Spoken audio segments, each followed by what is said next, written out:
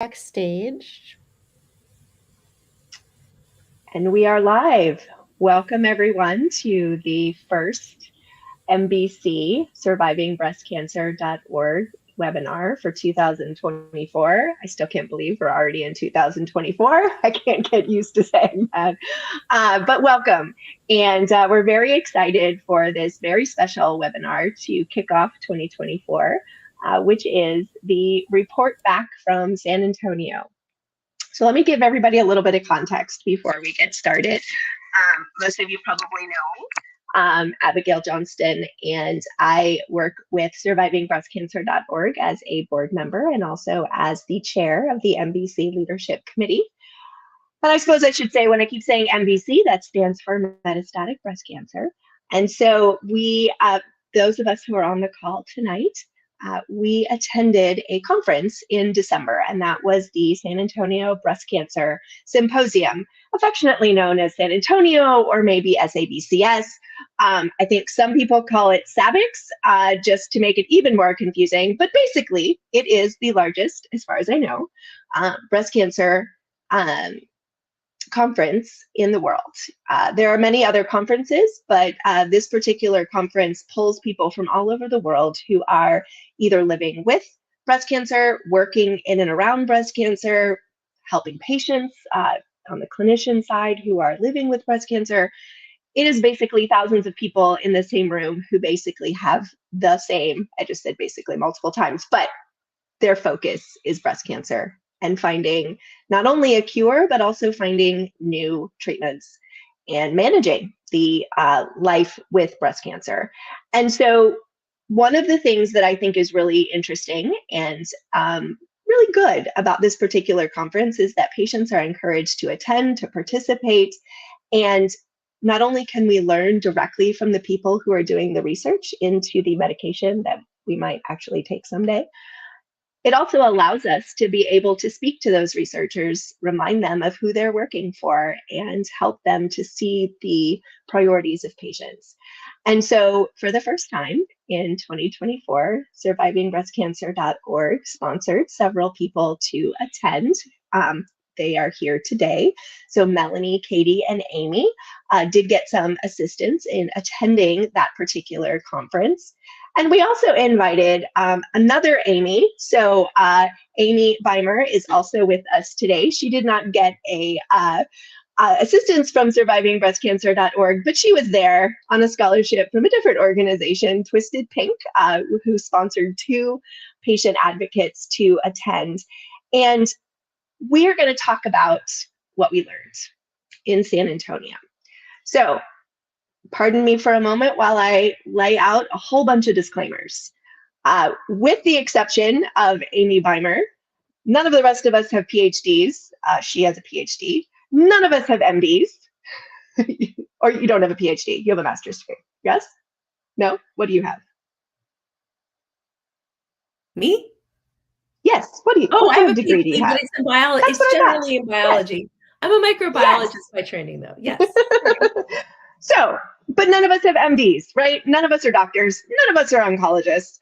What we are going to be talking about tonight are the things that we learned as individual patients. So Amy, who has a biology background and understands a lot of the science better than the rest of us, is going to help keep us on track tonight to talk about some of those things. But do not take anything that we're saying tonight as medical advice. Do not take anything that we're saying tonight as something that is like coming from a doctor. What we are talking about tonight are the things that we as patients learned from these doctors. And I hope we will give you some ideas to potentially talk to your doctor about, or put in the back of your mind to think about later, or maybe look into a little bit more at some other time when you have time, because a lot of what happens at these conferences is really, really high level stuff.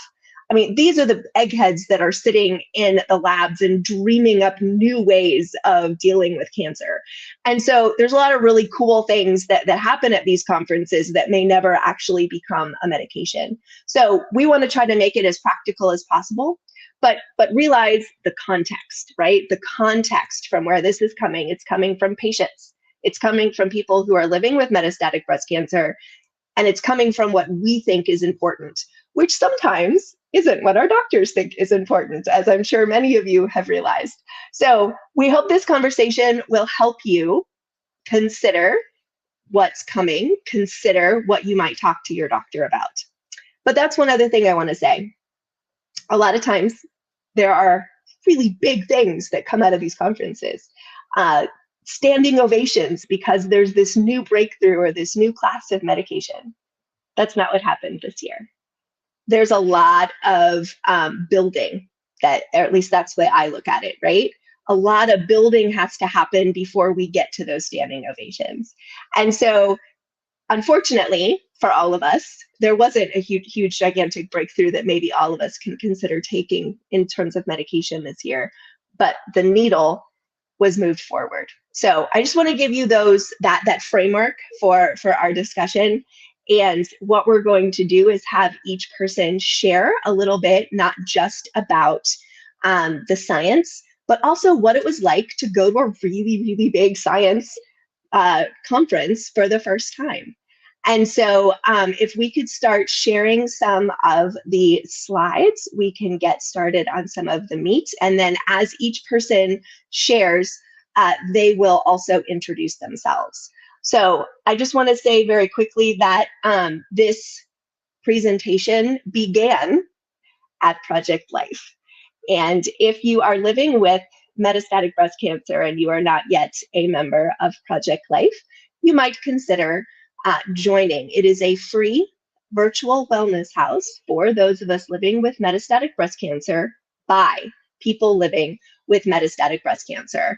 And full disclosure, all of us on this call are involved in some way with Project Life. Amy Beimer and myself are both on, and Amy Parliament as well. We are all on the leadership team at Project Life, as well as here at survivingbreastcancer.org. So lots of overlap, but that's where it began.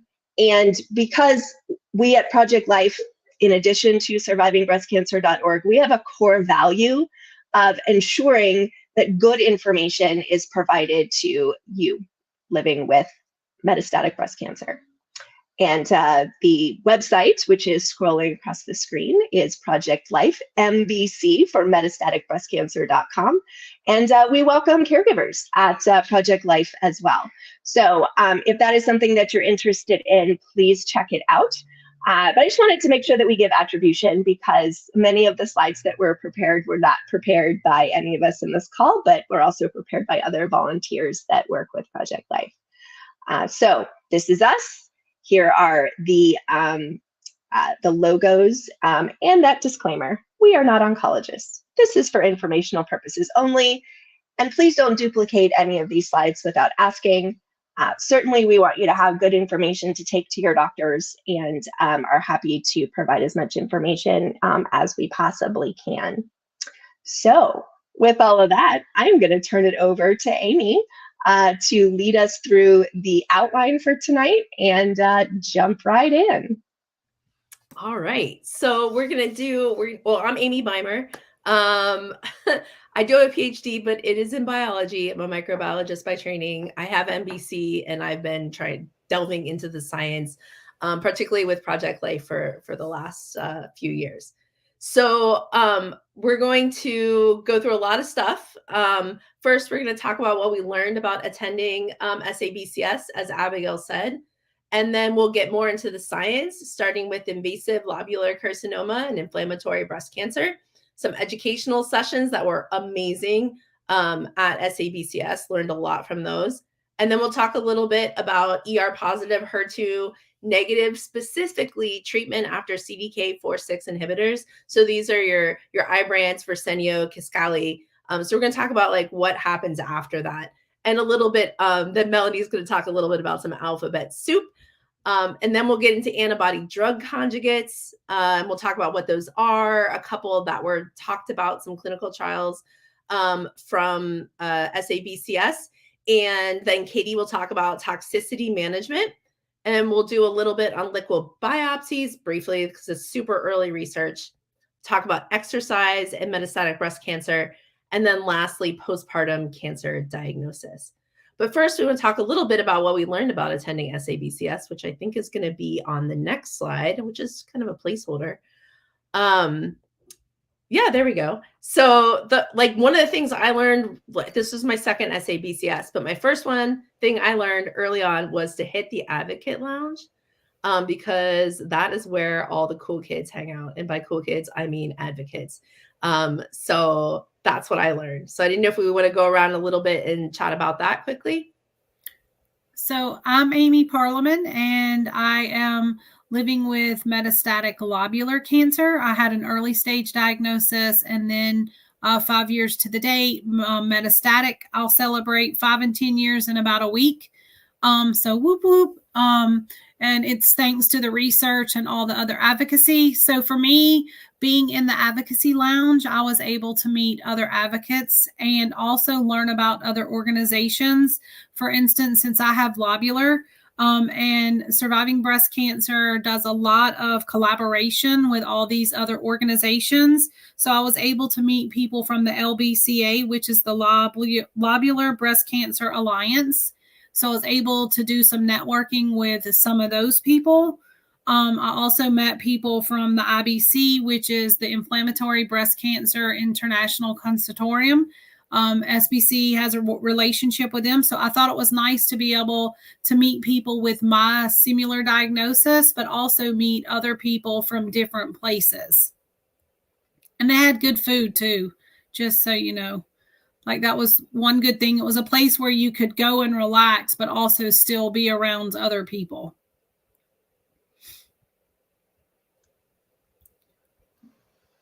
And my name is Melanie Sisk, and I'm a metastatic breast cancer patient. I was an early stage breast cancer with invasive ductal carcinoma back in 2016, and almost 4 years to the day, I was diagnosed with metastatic breast cancer. So I've been living with metastatic breast cancer for a little over 3 years now, and I was a nurse in my former life. So now that I can't care for people in the nursing the way that I was, joining advocacy is my way to continue to care for people, and especially people in my local community. And this was the first time that I attended a San Antonio Breast Cancer Symposium.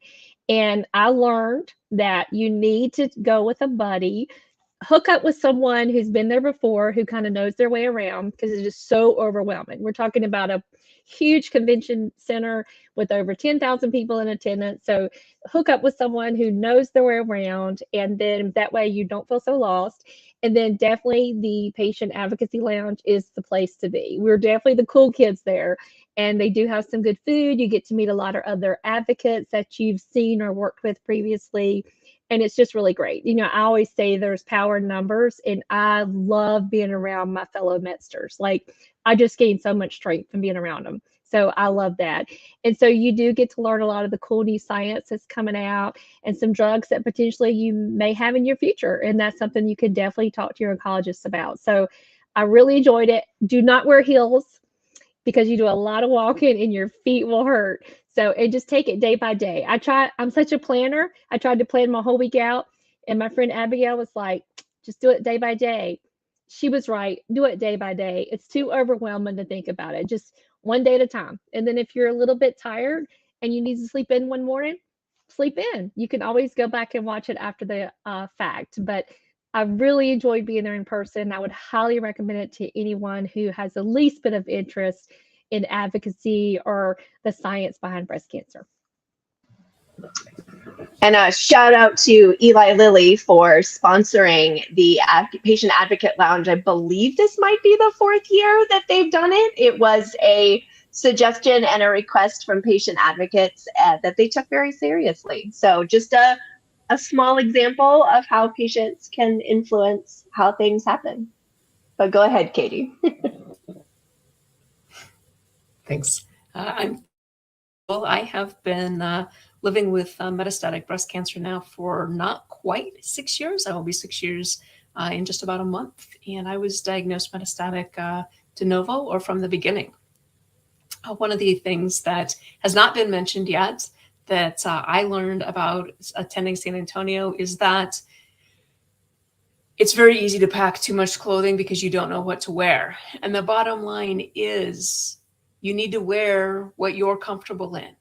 And so it didn't, there were days that I wore jeans, and most of the time it was semi-casual, close to business casual.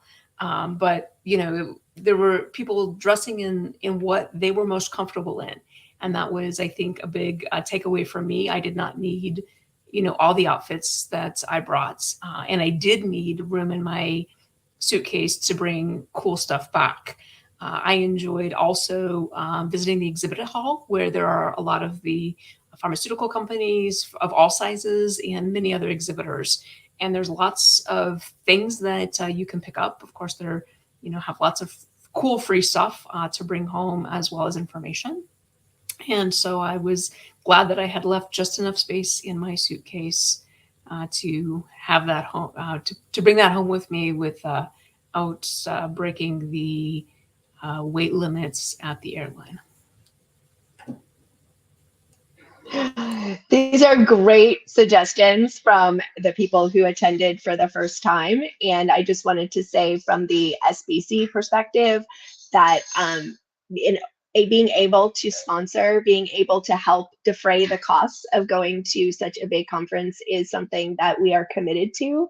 And metastatic patients will have the opportunity going forward to ask to be considered to have some of that assistance in attending a big conference like San Antonio. So if you are watching and you are involved with survivingbreastcancer.org, that is something that you could consider asking for as we go through 2024, because it's San Antonio is every December.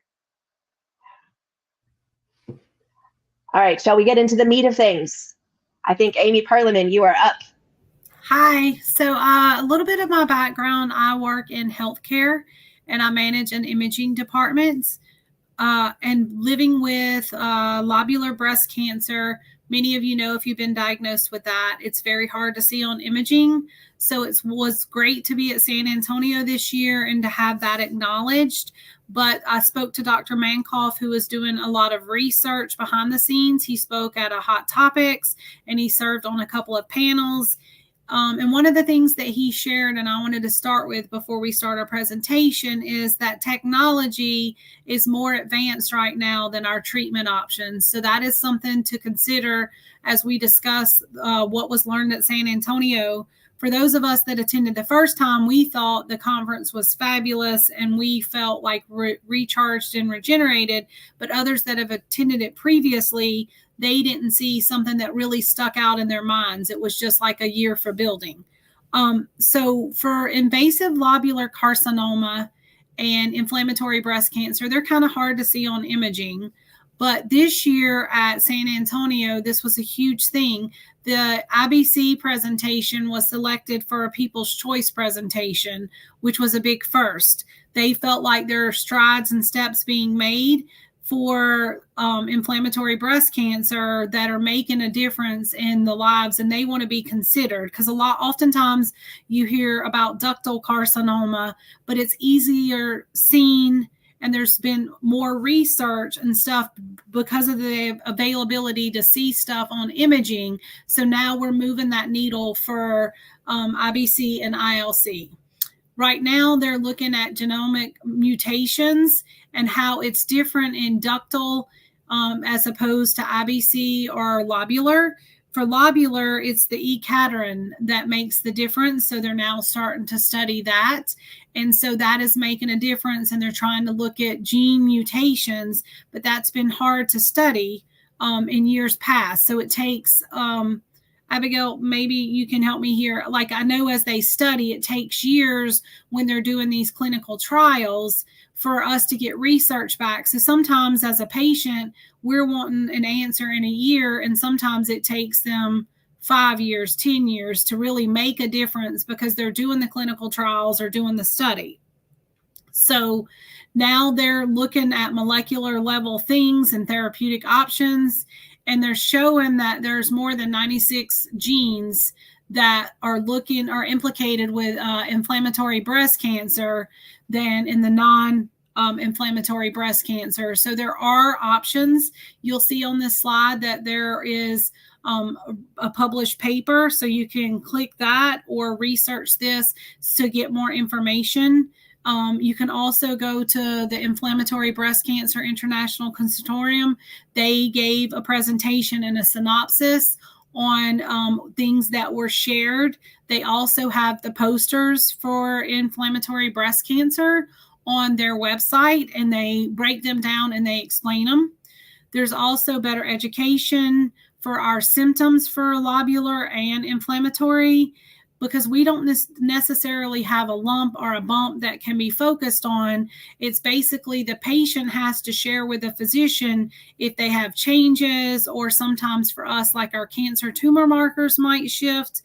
With lobular breast cancer, it's not easily visualized because it kind of grows in a sheet-like thing, and so it's very hard to see on imaging. But a reminder, ultimately, you as the patient, they're trying to make this a patient-centric focus, and you're ultimately the person that decides the treatment options that you're going to take.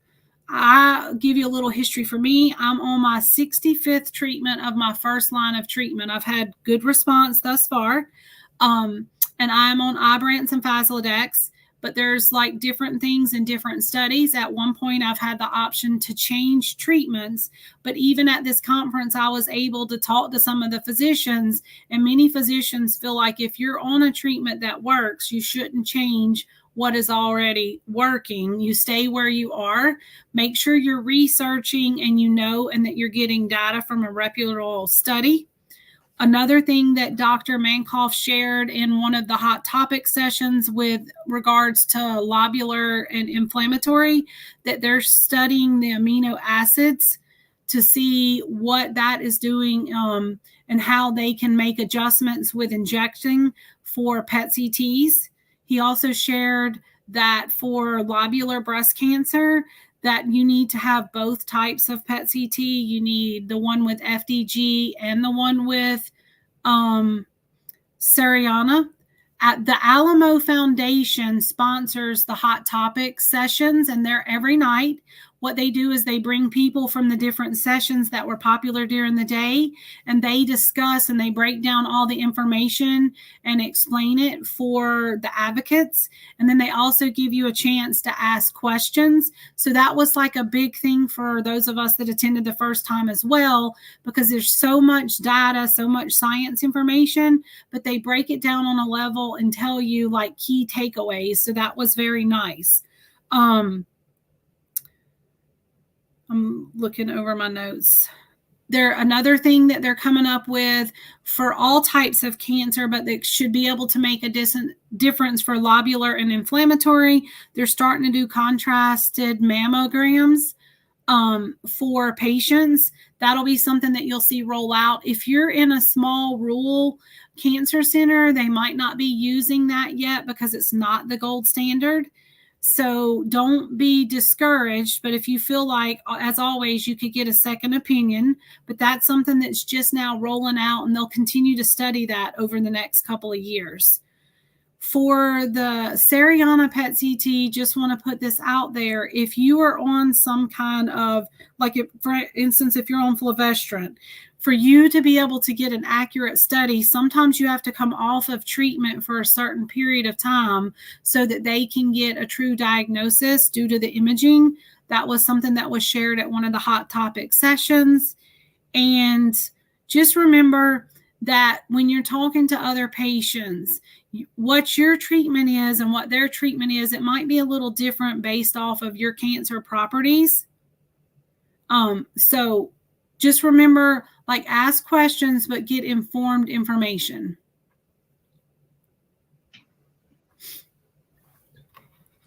All right. So this slide with Elmo, who is unsure what to do next, is because we're going to talk about what are some options after progression on endocrine therapy and a CDK4/6 inhibitor. So if those fail you, or when they do, what do you do? And so just keep in mind, those are Ibrance, Kisqali, and Verzenio. Yeah, next slide. Thank you. So the first thing you should do is get a biopsy to check for mutations. And this could be a liquid biopsy. So an example of a liquid biopsy would be Guardant. So where they're going to look at DNA from tumors that's floating around in your blood, and they'll look for specific mutations. So that's known as a liquid biopsy. A tissue biopsy would be where they go in with a needle or maybe go in during surgery to take an actual little piece of the tumor. Either way, you can look for mutations that are in your specific tumors. So that's number one.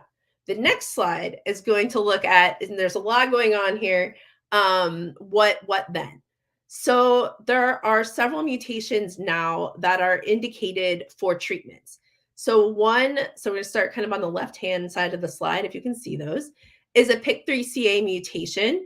And so if you have this and you've had progression on a CDK4/6 inhibitor and hormonal therapy, Piqray plus Faslodex, it would be a good drug. Additionally, there's a new drug that was just FDA approved in the last year called TrueCap. So TrueCap plus Faslodex is another option. If you have AKT or P10 mutations, TrueCap plus Faslodex is also an option. If you have an ESR, if you're cancer, I keep saying you, and it really should be your cancer, has an ESR1 mutation, then Orserdo or elacestrant, so would be an option.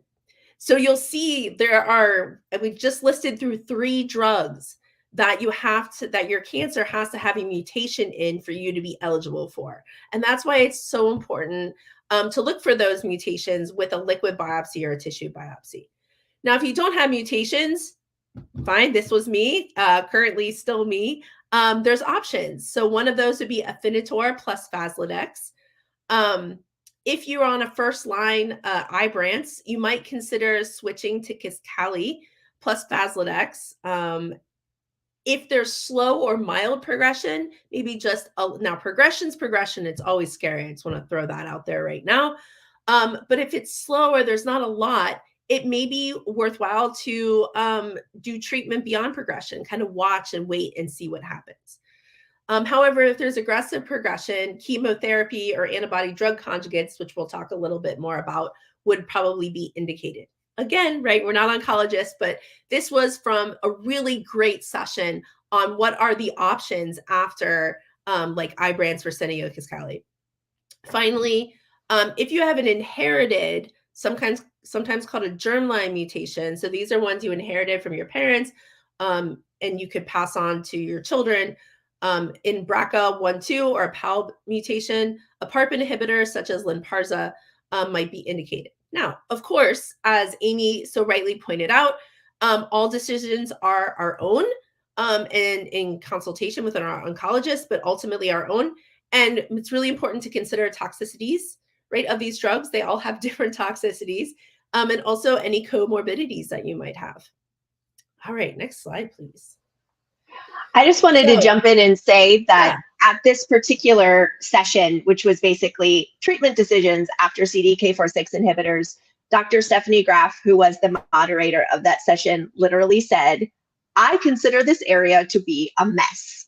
And so if that slide looked really complicated and you're thinking, oh my gosh, this is a little crazy, realize that your doctors are also looking at this being something that isn't quite nothing is ever set in stone, but doctors like flowcharts, and doctors like, this is what I do first, and this is what I do second, and having some kind of, being able to anticipate what might happen next. So I think this is an area where we're going to see a lot more research and a lot more information coming soon. So if the cancer in your body, thank you for the reminder, Amy, it's not you, it's the cancer in your body. If the cancer in your body is hormone positive, HER2 negative, or potentially HER2 low, like I think that's kind of what we're talking about right now, which is the majority of people living with breast cancer, a lot more to come. So just wanted to say, if it feels a little overwhelming, Dr. Graf basically said publicly multiple times that she felt like this is a little bit of overwhelming right now and a lot more to come. So just wanted to jump in and say that. That's such a great point. Thank you. Yeah, it is. There's a lot coming down. I feel like maybe every week we're seeing a new paper on like what you should do first, what you should do second, and under what circumstances. So there is no consensus. So there's a lot of gray here. Thank you. Such a good point. Number two, always consider a clinical trial. Remember, clinical trials are not just a last resort. There are clinical trials available at all parts of your journey. So that's a really great point too. And thanks to Kelly Shanahan, she did a lot of these slides. All right. So moving on to alphabet soup and Melanie. Alrighty. So talking about alphabet soup, if you're like me, you look at all of these drugs and you're like, what in the world? You can't pronounce half of them. But just to kind of break it down a little bit, endocrine therapy. So when we think about our endocrine system, think hormones, right? And that's where we think about estrogen and progesterone. And so we know we don't have any targets for progesterone, so we're just going to skip that one. So think about estrogen receptor. So if you have positive estrogen receptor cancer, then that means you have your cancer cell, right? And then you have these estrogen receptors on the outside. So that's kind of like a fuel for the cancer, so to say. So what we can do is we can say, okay, let's stop that fuel. So maybe it's just like a car. We can, kind of, if it runs out of gas, what's it going to do? It's going to sputter. So if you think about stopping the fuel for the cancer, hopefully we're going to stop it from growing, right? So there's all different kinds. So these are the SERMs, the SERDs, the SERNs, and the PROTACs. So if you look at the name, like SERMs, it's got an ER in the middle. SERDs, it's got an ER. SERNs, it's got an ER. So estrogen receptors kind of makes you think about it. So you've got your SERMs. So those are the selective estrogen receptor modulators. So that is, it competes with the estrogen receptor to block the growth of the cancer cell, because you have that estrogen receptor on the surface. So it's a synthetic compound. You may have heard of like a common drug, tamoxifen. So if you were an early stage breast cancer patient, you were probably on tamoxifen. So there, and then also you have the aromatase inhibitors for postmenopausal. But there is some trials right now that is working with SERMs, and you can see it's the Elaine 3 phase 3 trial. I'm not gonna get into all the details, but that's something that they're looking at. Another class is the SERDs, and that's the selective estrogen receptor modulator. And wait a minute, did I say that right? The SERDs, selective estrogen receptor downgraders or downregulators. So one of the common ones that you probably know about is fulvestrant, Foslodex. And if you look at how it's spelled and you look at the suffix of it, it's strant. STRENT. All of those drugs listed there have that STRT at the end of it. So that kind of gives you a little bit of a clue of kind of what class of drug it is, and that's a SERD. So we have camizestrant. I can't even pronounce the giredestrant, which that kind of had some negative results in the trial, so we're kind of unclear if that's going to be an option for us. Imulestrant. And that is, there's a trial for monotherapy or in connection combo with a CDK4/6 inhibitor. And then you have elacestrant, which was just FDA approved in January of 23. And that, you probably know the brand name is Oncertu. And so there's trials to combo that with Piqray if you have the PIK3 mutation, or comboing it with a CDK4/6 inhibitor. You also have the Serins class, which is a complete estrogen receptor antagonist. So that's a complete antagonist. If you think about estrogen, it has kind of like two pathways, and it gets real deep, A1 and AF2, AF1. It blocks both. So it's completely, it blocks it. So that is palazestrant. And so it's a SERD and a Serin and a SERD as well too. So there's a clinical trial going on with that one now. So that may be some good results that we'll have later. And then you also have the PROTACs. And that doesn't have the ER in it because this is kind of like a hybrid, and it binds itself to specific protein targets. So like we could say, hey, let's target ER, which is the estrogen receptor. And that's what the PROTAC does. So there's a clinical trial right now. There's several of them that can do monotherapy or combo that with another drug. So those are things that we're kind of watching that may be some options for us down the road. Next slide, please. And then other drugs that are in development. So these are like, of the CDK4/6 inhibitors like Ibrance, which is palbociclib, Verzenio, abemaciclib, Kisqali, ribociclib. So if you notice, all of those end in LIB. So those are the CDK4/6 inhibitors. But we have some CDK7 inhibitors in clinical trials right now. We have CDK2 inhibitors and CDK4. So there's some trials right now going on with different targets. So that's something to watch that may be an option for us later on down the road. And then also you have the PIK3 inhibitors. I know that you've heard of Piqray. And so that's one of the drugs that we have. And then we also have another drug, which was just approved recently, TrueCap, I guess I'm saying it right, capivasertib.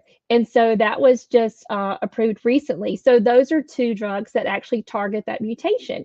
And I'll throw in right now that we have a new initiative going on called PIK3 Pathbreakers.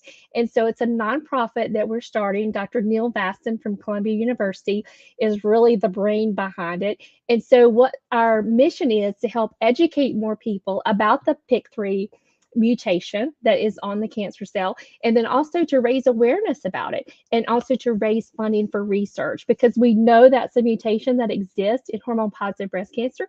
So if we can get more people involved in it and research to study it, that would give us more pharmaceutical options for later on down the road. So if you'd like to join us, we are PIK3 capathbreakers.org.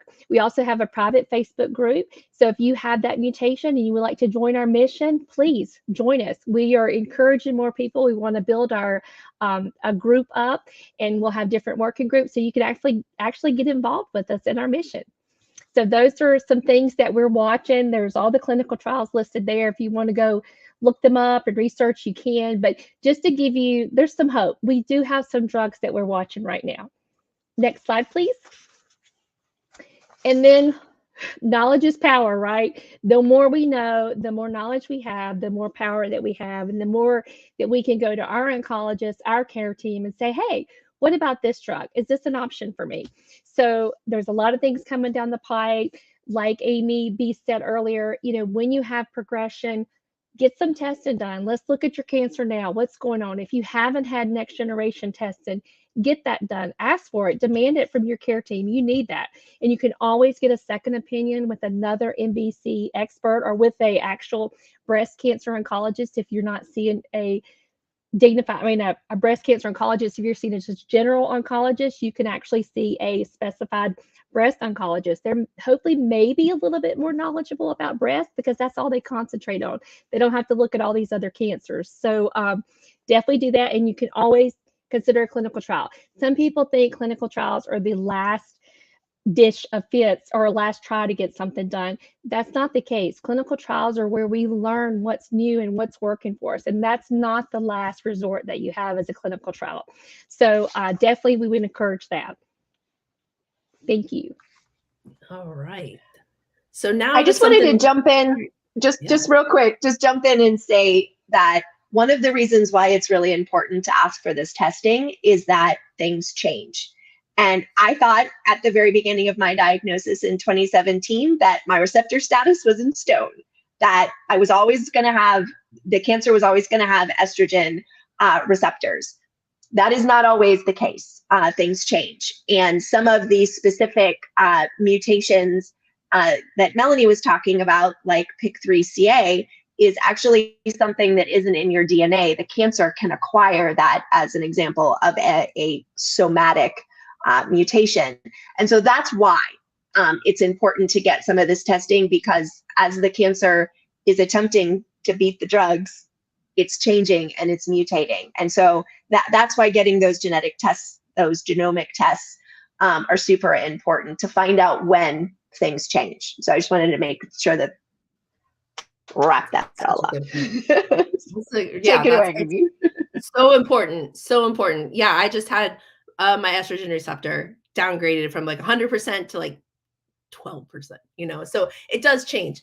And now we're going to go to something different, antibody drug conjugates.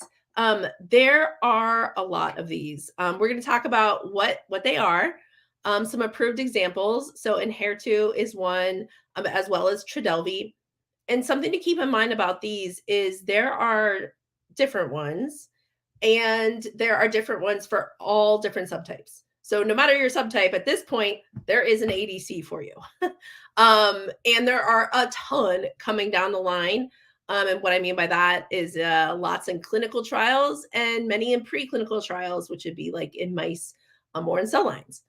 The goal with these is to decrease side effects because, as many of us know, hopefully not personally, but many of us personally, there are a lot of side effects and they can be really detrimental.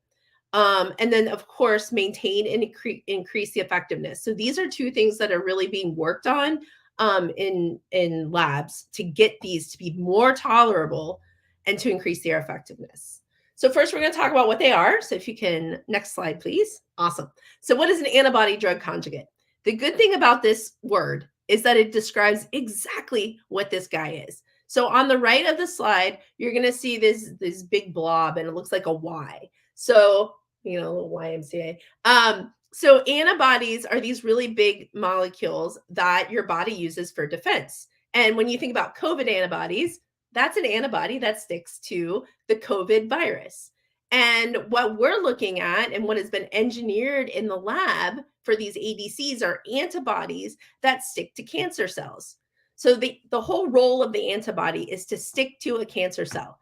For example, in HER2. And HER2 sticks to HER2 on the outside of HER2 positive cancer cells, right? So the antibody is kind of the targeting molecule. So then the other next part is the drug. So the drug, in all cases that are approved as of now, is a cytotoxic drug or a chemotherapy. So basically there's these little, you'll see there's little red balls stuck to that big Y molecule, and those are the chemotherapy drugs. And so what these do is what they do normally, which is kill cells, right? Kill rapidly dividing cells. So the antibody tracks the drug, tracks to the cancer cell, and then the cytotoxic drug kills it. And that's really how they're supposed to work. There's a lot of problems and good things and bad things, but we won't go into that. Now, you also need something to conjugate or link those two together, and that's the linker. So FDA approved examples are in HER2. We talked about Trodelvy. So the antibody sticks to TROP2, but Trodelvy, you don't have to have a test for TROP2. It's been approved for hormone receptor positive, HER2 negative, and also metastatic triple negative breast cancer. So that's really important. As again, there are many in clinical trials and development, and we're going to talk about 2 clinical trials really quickly that were presented at SABCS. Next slide, please. Hey, Amy, while you're preparing, can I just say real quick, one of the things shared by a couple of the advocates that attended was choosing the treatment type is based on where you are in your life. Sometimes you'll tolerate worse side effects when you're younger versus when you're older, or if you're raising kids or not kids. So I wanted to share that. That was spoken about at several of the sessions. Yeah, absolutely. I think that's a really good point. Like, we all have different tolerabilities based on a lot of things going on in our lives, et cetera. And luckily, Katie's going to talk about some specific toxicities too. So that's a really good point. Thank you, Amy. So the first ADC I'm going to talk about is datopotamab deruxtecan, which is a mouthful. Sometimes you'll hear this called Dato-DXd, but my favorite name is Dato-Potato. Literally, you will hear oncologists call it that. So that's fun. This is an antibody drug conjugate that has in the past been studied in metastatic triple negative breast cancer, but the study that was presented at SABCS was in hormone receptor positive, HER2 negative or low, who had previously been treated with a couple lines of chemotherapy. And they compared this to the investigator's choice of chemotherapy, and that just means what chemotherapy the oncologist wanted to give. So there was a comparison. They found that patients who received Dato-DXd survived a couple more months than those who received the investigator's choice of chemotherapy.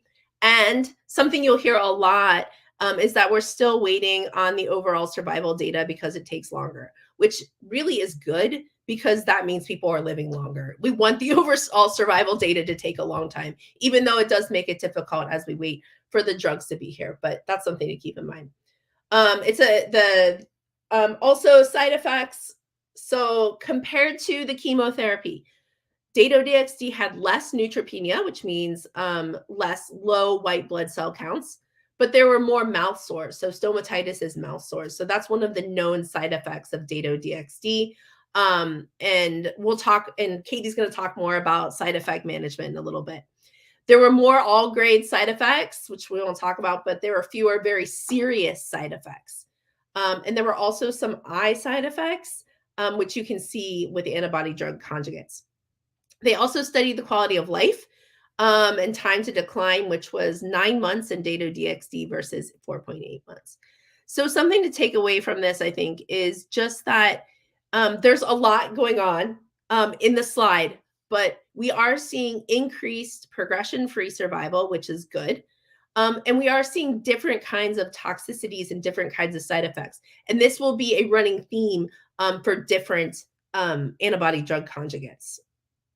All right, next slide. I'm going to go through this one a little bit faster. Another drug that was tested in combination with Dato-DXd. So you're taking Dato-DXd and combining it with an immunotherapy called durvalumab. This was done in advanced and metastatic triple-negative breast cancer as first-line therapy. It was an early phase trial, so phase 1-2, there's no comparison arm, but they did find that the progression-free survival was almost 14 months, and 79% had a complete response or a partial response, meaning their tumors shrunk completely or partially shrunk. They also saw side effects such as stomatitis. These are the mouth sores, which makes sense because they're using Dato-DXd. But they also saw nausea, which is, I think, characteristic of durvalumab as well. So this was, and also when you hear these funny terms like begonia and tropics O2, and oh my gosh, they always give clinical trials funny names, not funny names, just names. They're just names. And I can't remember what goes with what. So if you can't, don't worry about it, but you can always look it up. So this was the begonia trial, arm 7. They're going to look at this a little bit more depth coming up. All right, next slide, please. And I think that means I'm turning it over to Katie. Yeah, so I get to share a little bit or talk a little bit about the side effects and management when it comes to ADCs. And I, for better or worse, have some personal experience with an ADC and side effect management. So, you know, it's important to remember that the side effects for all of the drugs, but definitely with ADCs, differ from drug conjugate to drug conjugate. And so that has a lot to do with the chemotherapy payload that is attached to it, and can also be due to the antibody itself. And so the example here is that, you know, in HER2, because the antibody is trastuzumab, or what we also know as Herceptin, can cause heart issues. And so those are things that our oncologists have to really watch closely, are the different side effects that can come from either the chemotherapy drug or the antibody itself. And then sometimes the linker stability can play a role as well, how well the linker keeps the antibody and the chemotherapy together until they actually get to the target in the cell can impact how severe the side effects are for us, patients on those drugs. So next slide, please. So this talks a little bit then about some specific recommendations for the ADCs that are currently on the market. In HER2 can have a lot of nausea and vomiting. And so it's very common to receive either 3 or 4 drug cocktail as pre-medicine before you get your HER2 infusion to help control those side effects. And then there are additionally drugs that can be taken after the infusion is given on treatment, on the days after treatment, to help with those side effects as well. Another possible issue with HER2 is interstitial lung disease, or pneumonitis, and it's important for our oncologists, if you're on HER2, to watch that very closely. And the recommendation is to do a high-resolution CT scan every 12 weeks or sooner than that if you're having symptoms. And so depending on that, we may determine how long a patient could stay on HER2. For Trodelvy, the big side effects are low white cell counts and diarrhea, and those can really be controlled with dose reductions and other medications. And dose reduction is always an option, especially on ADCs, but with any of our drugs. In fact, I recently did a dose reduction with the Enhertu that I am receiving, and it has made my life a lot easier. So moving forward in studying the antibody drug conjugates, it's going to be important to optimize dosing and the scheduling of getting the drugs, doing pharmacogenetic testing, which is really looking at the levels of drugs in our bodies after a certain amount of time when it's given. And they're doing some studies to with wearable devices that might detect side effects earlier than patients would feel them, which is kind of a really cool thing that's coming down the pike. And then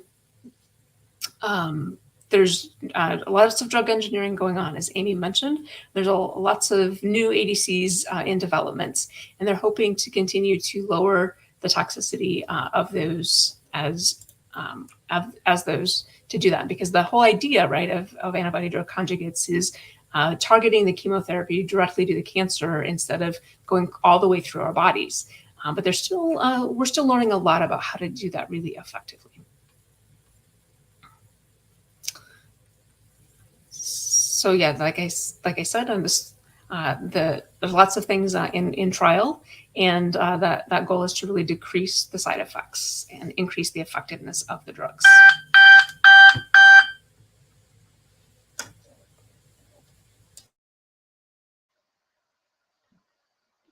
Is everyone okay? That sounded a little bit like a fire alarm, so I hope everybody's all right. All right, who's doing liquid biopsies? Sorry, I thought I was unmuted and I started talking. Sorry. So I'm going to talk quickly about estrogen receptor and HER2 status from liquid biopsies. This is incredibly early research, and I'm not going to spend a lot of time on it. Next slide, please. So currently, to get an estrogen receptor and HER2 status, you have to have a tissue biopsy. They take the tissue from the tumor and put it on a slide, and then they stain it using antibodies mostly. And then they can tell whether you have ER, whether you're ER positive, low, or negative, or whether you're HER2 positive, low, or negative. And that's what the picture on the bottom is showing. So they're showing a bunch of cells, and you'll see they're brown on the outside. That's because there's a lot of HER2. Now, HER2 can also be detected from some liquid biopsies because the gene is amplified or copied many times. And so that can also tell you if you're HER2.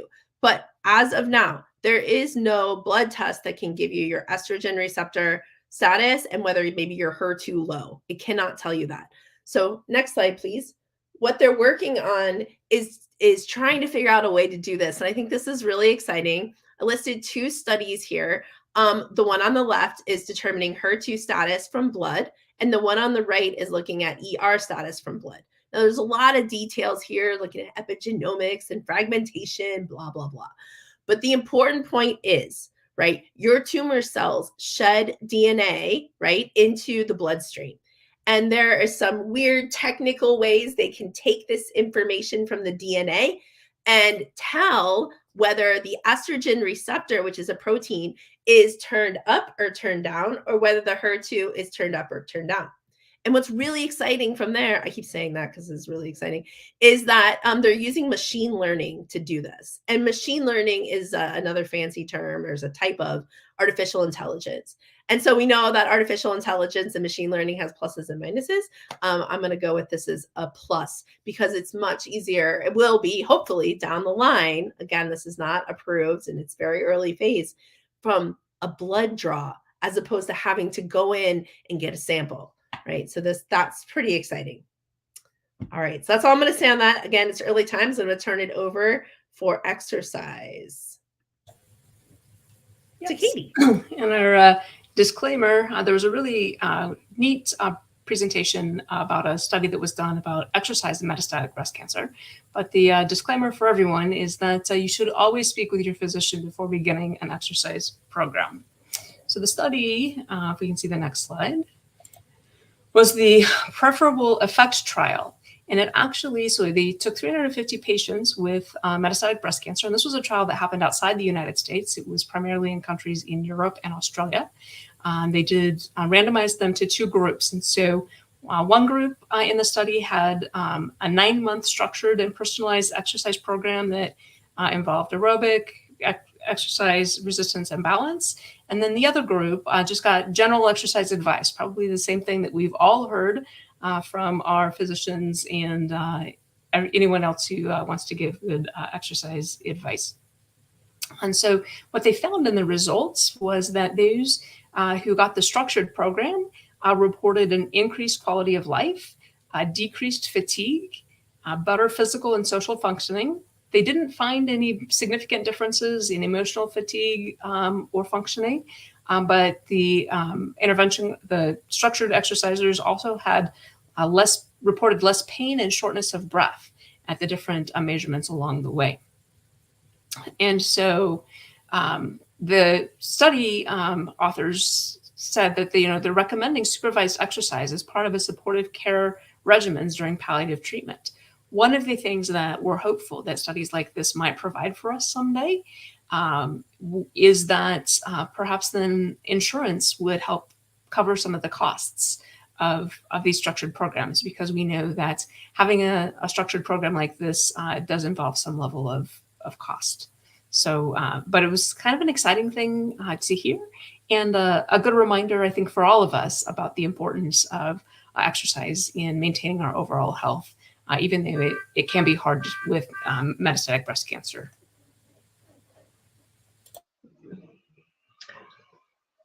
Thank you, Katie. So I'm always worried when these studies come out that say patients should be doing X, that it becomes a bit like we have to do something, or if you don't do it, then you've done something wrong.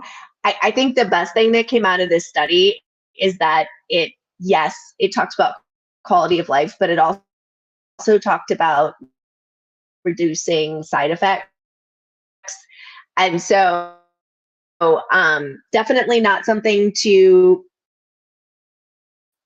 beat yourself up about, right? If you aren't able to exercise or don't feel well enough to exercise, but more of a, something that you could think about. So the And I last love that, because slide we're here all nodding. is I just want to put this in for the podcast. we included it because it can be helpful to know how when you were diagnosed might actually affect the behavior of the cancer.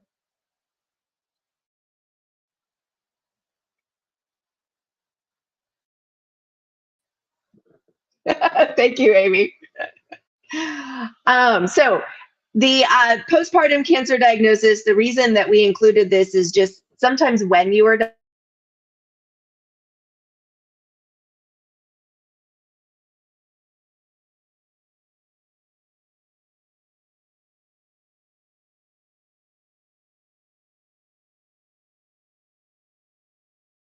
So we're having some audio problems, so I'm gonna jump in. Also, I wanted to say, when Abigail was talking about how exercise is it's one more thing to do, and how we need to not feel blamed for this. We're all nodding our heads. So if you're on the podcast, I just wanted you to know that. So postpartum cancer diagnoses.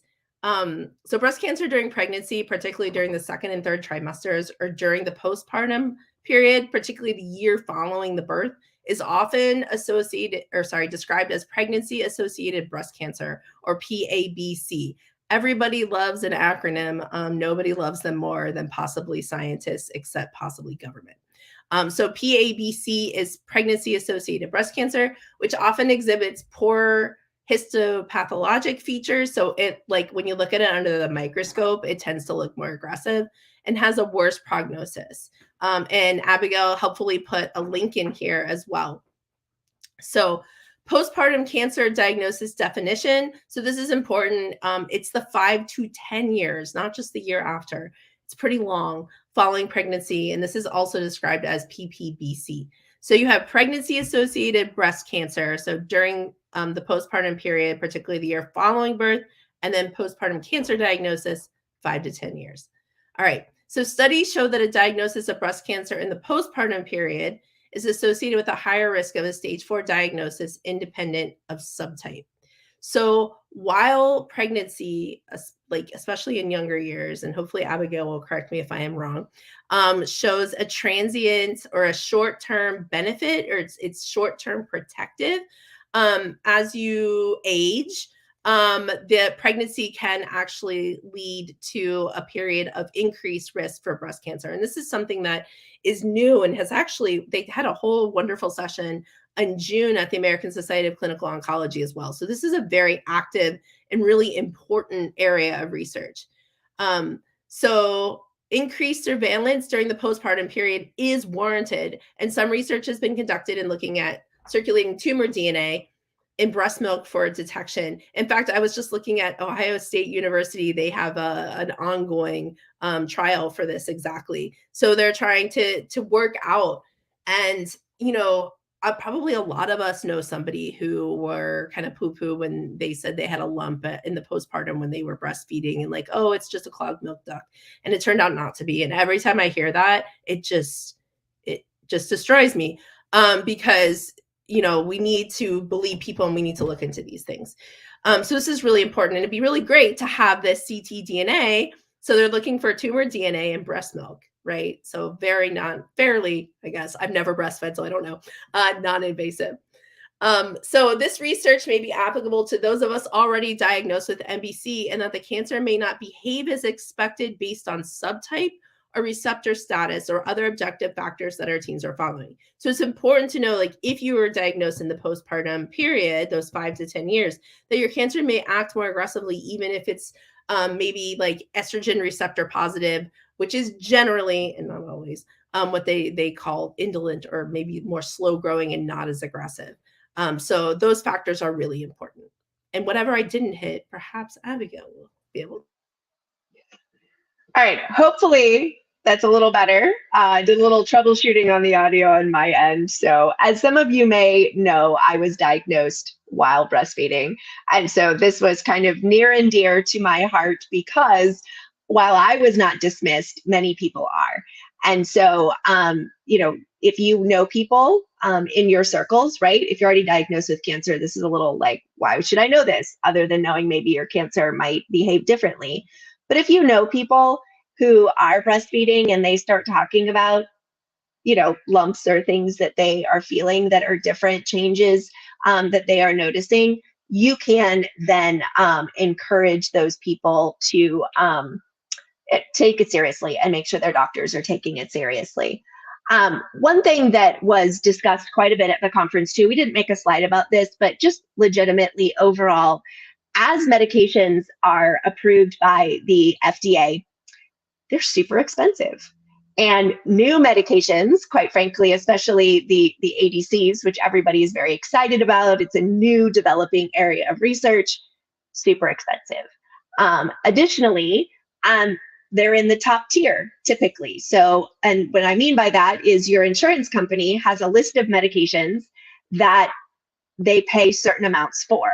And if it's in the top tier, or sometimes called different things on the formulary, that means your cost as a human being or somebody who is insured is higher.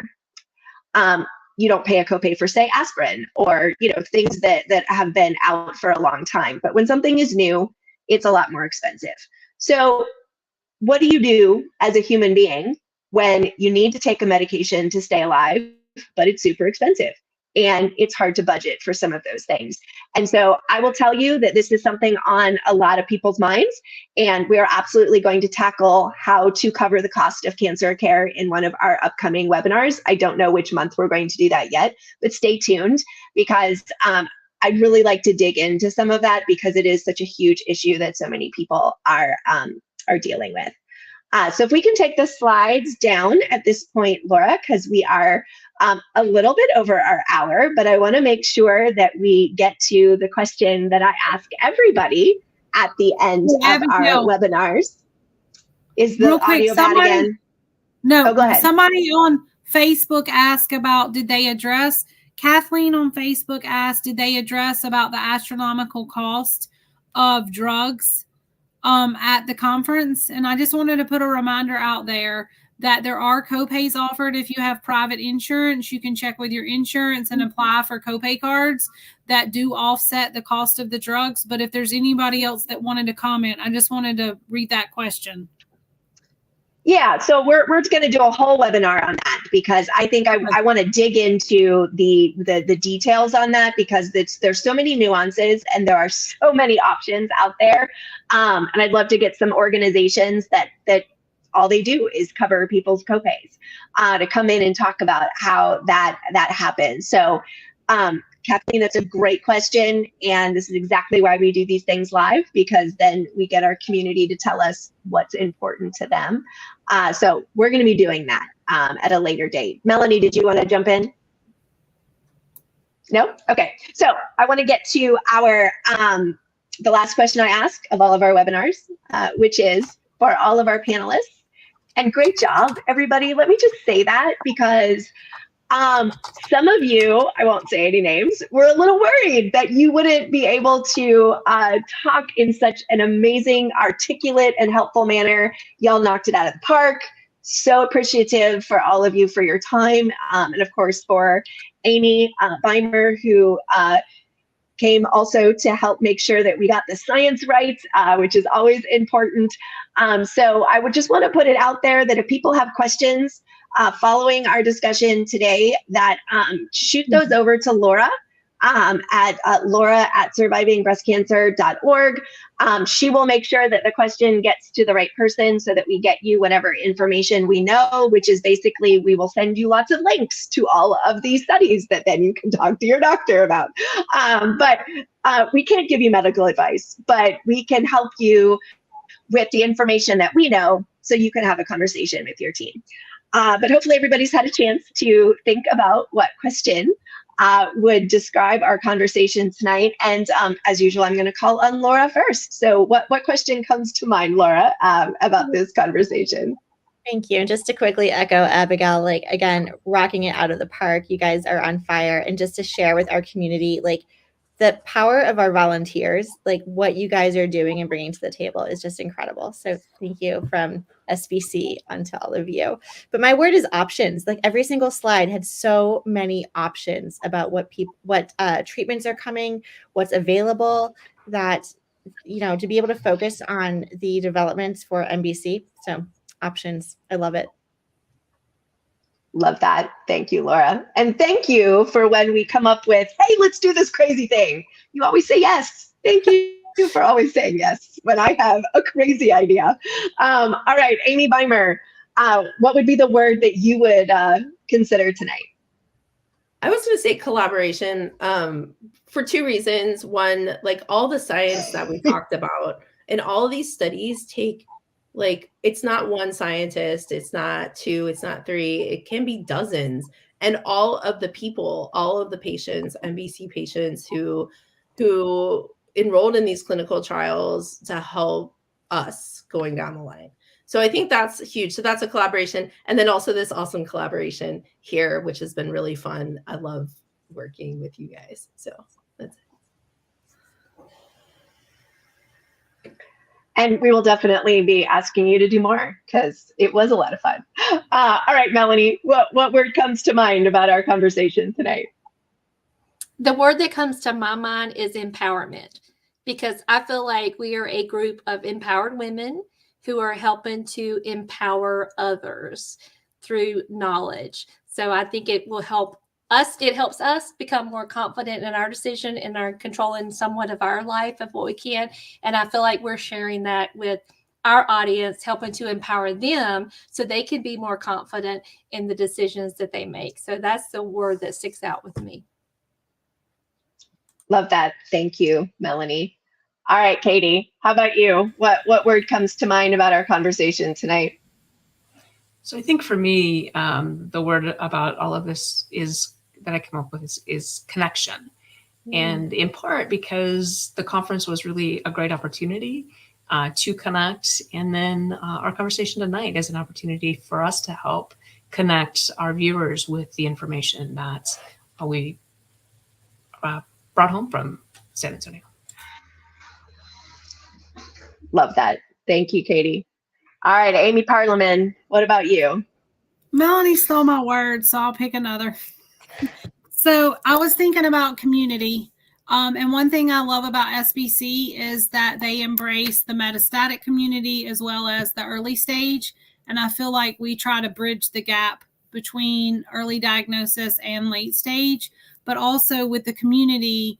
When I think about San Antonio, I think about the researchers and the patients and other opportunities that were there and other organizations. And it takes everybody coming together as one to take care of all of us.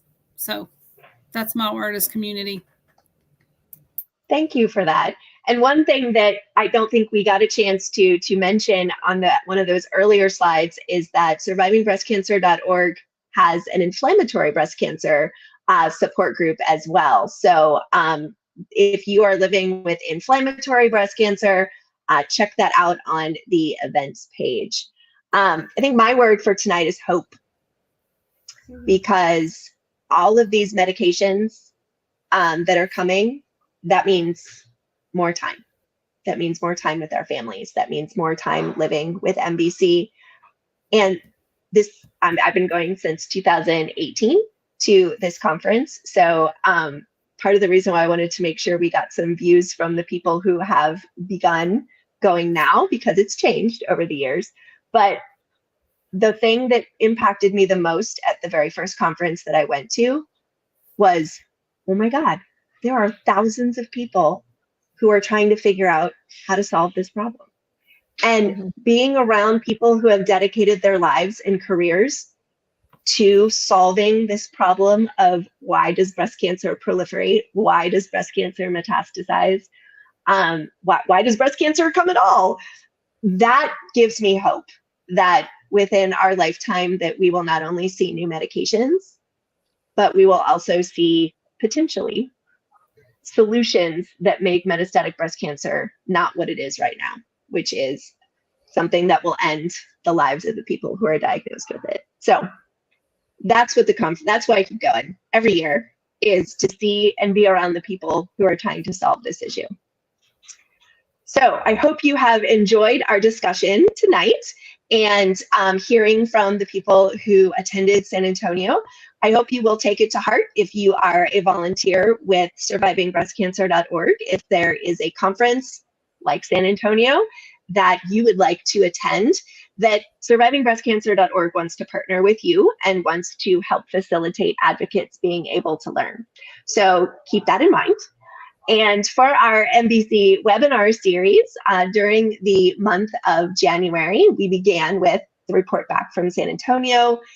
We will continue our medical PTSD discussion with another author who will be talking about that. And you will get to meet all of the members of the Metastatic Breast Cancer Leadership Committee, some of which are here tonight.